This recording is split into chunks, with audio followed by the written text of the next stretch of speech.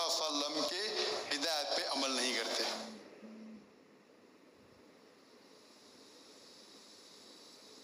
Goal setting بہت اہم ہے، بہت امپورٹنٹ ہے. اور جو لوگ مینجمنٹ کے کچھ کوشش کیے ہیں وہ جانتے ہوں گے گول سیٹنگ کا ایکرونیم ہے سمارٹ، SMART. جو لوگ مینجمنٹ کی کوشش کی ہوئی ہیں اسے کہتے goal setting smart, SMART.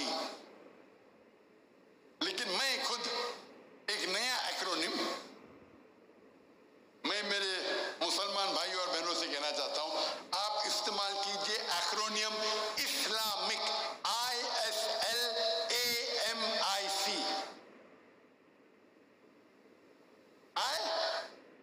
Islamic.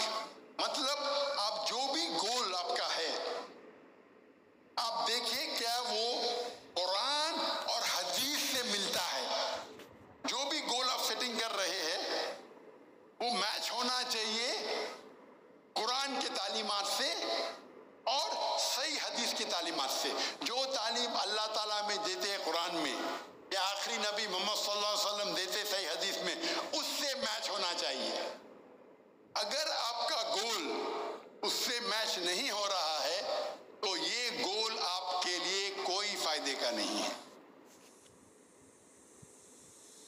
مثال کے طور پہ ایک آدمی سوچتا ہے کہ میں دنیا کی سب سے بہترین شراب بناؤں گا.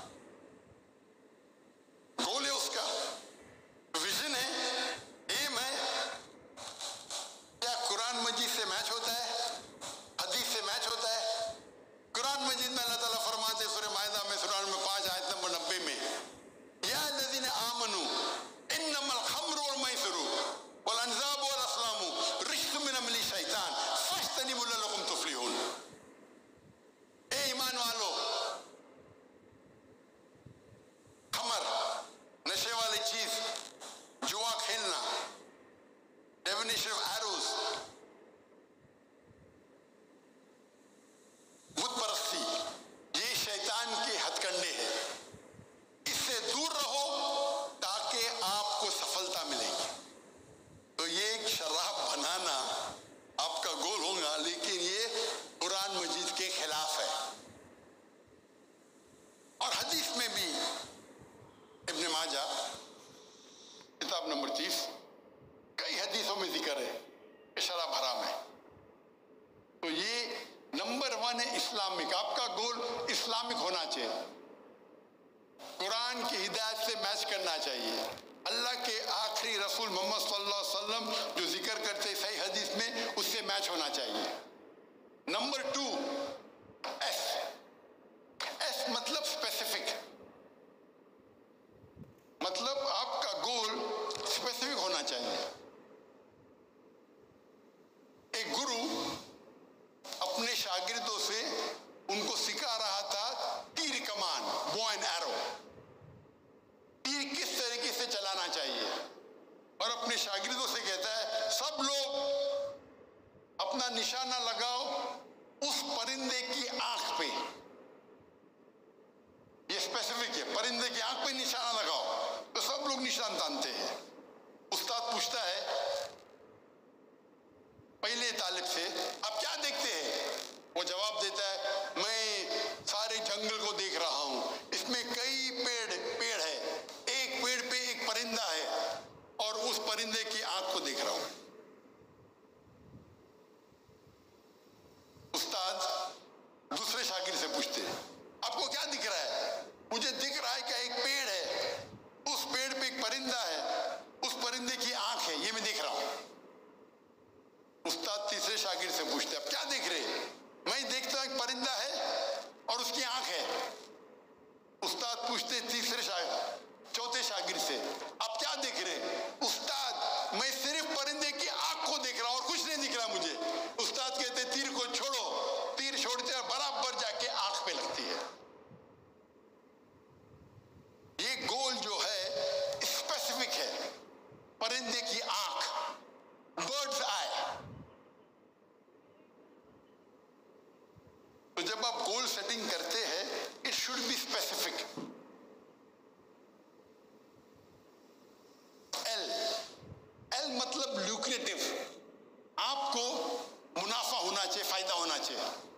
सेटिंग से। और सबसे बेहतरीन फायदा अल्लाह ताला फरमाते सूरह बकरा में, सूरह नंबर 2 आयत नंबर 201 में, रब्बना आतिना फिद दुनिया हसनतन व फिल आखिरति अज़ाबन नार, कि अल्लाह ताला से दुआ करते कि हमें इस दुनिया में सबसे बेहतरीन चीज मिले और हसनात मिले आखिरत में, और हमें जहन्नम से निजात मिले। तो इस दुआ में हम दोनों चीज मांगे, दुनिया और आखिरत। लेकिन अगर तवज्जो देंगे तो इस दुआ में दुनिया के बारे में एक चीज है और आखिरत के बारे में 2 चीज। रब्बना आतीना फिद दुनिया, हम अल्लाह से दुआ करते हैं कि इस दुनिया में हमें अच्छी चीज दे। रब्बना आतिना फिद दुनिया हसनतन व फिल आखिरत हसनतन, और आखिरत में अच्छी चीजें दे, और हमको जहन्नम की आग से निजात दे। तो आखिरत की चीज एक दिया है, दुनिया की चीज एक दिया है, और दुनिया में अच्छी चीज दे और आखिरत में अच्छी चीज दे, और आखिरत दूसरी दुनिया के जहन्नम की आग से हमें पनाह दे। तो आखिरत के बारे में 2 चीजें हैं। तो 1 तिया हिस्सा दुनिया है, 2 तिया हिस्सा आखिरत है। तो कई स्कॉलर्स आलिम दीन कहते हैं दुआ मांगो, दुनिया और आखिरत के दोनों मांगो, लेकिन आखिरत के लिए ज्यादा मांगो। कुछ उल्मा कहते हैं, आलिम दीन कहते हैं मांगो तो मिनिमम 2 तिया हिस्सा 2/3 आखिरत के लिए होना चाहिए। और अल्लाह ताला फरमाते सूरह हूद में सूरह नंबर 11 में, आप अगर दुनिया मांगेंगे अल्लाह दुनिया देगा, लेकिन आखिरत के लिए आपके पास कोई हिस्सा नहीं है। आप आखिरत मानेंगे अल्लाह आपको आखिरत भी देगा और दुनिया भी देगा। तो ल्यूक्रेटिव प्रॉफिट होना चाहिए, देखो, लेकिन आपका प्रॉफिट आखिरत की तरफ ज्यादा होना चाहिए, क्योंकि आखिरत आपकी जिंदगी लंबी है। अल्लाह के रसूल फरमाते इस दुनिया में इंसान एक ट्रैवलर है, एक मुसाफिर है। अभी मैं मुसाफिर हूं पाकिस्तान में, तो क्या मैं मकान खरीदूंगा? मैं होटल में रहूंगा ना, टेम्परेरी हूं, मैं थोड़ी मकान खरीदूंगा, मुसाफिर हूं। तो उसी तरीके से दुनिया में मुसाफिर है। हम क्या करते, इतना माल दौलत इकट्ठा करते, हम समझते कि हम जिंदगी भर दुनिया में रहने वाले, 1000 साल के लिए, 5000 साल के लिए हम मुसाफिर हैं। तो आपकी तवज्जो आपके गोल में ज्यादा होना चाहिए आखिरत पे, दुनिया पे हो सकती है लेकिन कम, ल्यूक्रेटिव, प्रॉफिटेबल। आखिरत ज्यादा, दुनिया भी होना चाहिए, नो प्रॉब्लम। सिर्फ आखिरत है तो सोने पे सुहागा, सिर्फ आखिरत है तो सोने पे सुहागा, आखिरत तो मिलेंगी, अल्लाह आपको दुनिया भी देगा। डॉक्टर ज़ाकिर नाइक साहब अपने बयान में ये बता रहे हैं कि इस्लाम के मुताबिक ज़िंदगी कैसे गुजारी जाए। ज़िंदगी का असल मकसद ये है कि इंसान अपनी ज़िंदगी को बेहतर बनाए, दूसरों के लिए नफ़े का ज़रिया बने और अपने रब को राज़ी करे। हर समझदार इंसान का एक स्मार्ट गोल होता है, ऐसा मकसद जो सिर्फ दुनिया में नहीं बल्कि आखिरत में भी कामयाबी दिलाता है।